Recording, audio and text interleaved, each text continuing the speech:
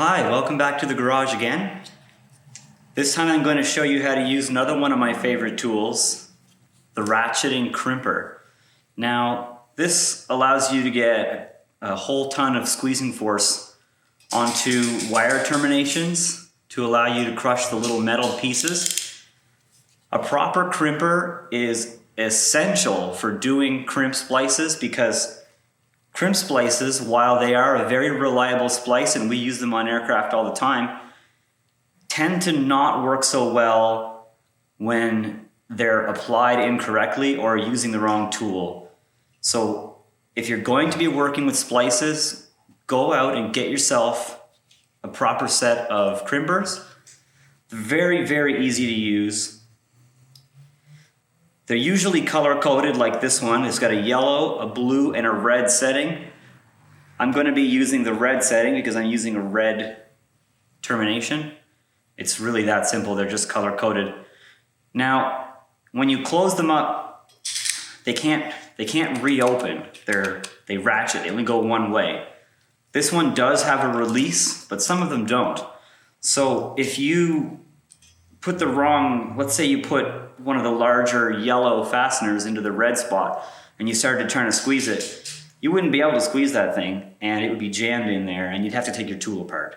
So when you buy one of these, try to keep an eye out for one that does have a release because that could be very important, especially if they're not color-coded or if somebody else who's not familiar with the tool starts using it and they get it all jammed up on you, then you'll be able to release it. Now another thing about this tool, both sides, it has two teeth. It has a tooth on this side and a tooth on this side. And they're actually slightly different. The tooth on this side closes down tighter than the tooth on this side, which means you want the looser side to clamp down where your wire is going to be so it doesn't crush the shielding of the wire, but the tighter side gets a good grip on the wire itself. So I'm going to take the fastener, or in this case the termination, and I'm going to put it in this way so that the back is where the loose side of the crimper is. So we've got that lined up all in nicely in there. I seem to have squished my wire. 1 second. I'm dropping everything. I look like a fool. Just pretend that didn't happen. Alright, so we've got our termination in our crimp tool. We've got our wire, not all frayed and crazy. And you just slide that in. You'll see there's a hole inside and it goes just all the way through the hole. Now, you can see the wire actually sticks out past the tool. It's known as an inspection hole.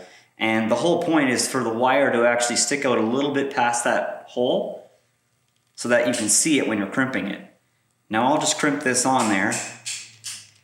And as I crimp it, you'll actually see the wires will kind of fray out.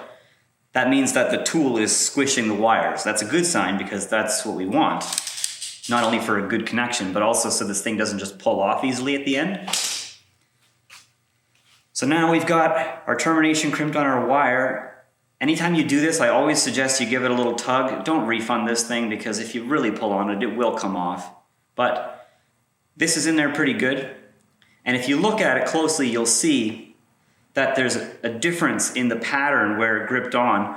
The looser part pinched the sides of the termination, but it didn't crush where the wire is going through. And then on the other end, where the tighter teeth are, it actually made a band all the way across. And on the back side, you can see there's some little markings where it really bit in where the wire goes. And that's what you need to get a good crimp. This one's actually pretty good. So that's how you use a crimper. Hopefully that helps you. I'm supposed to put something at the end of the video, so that's it.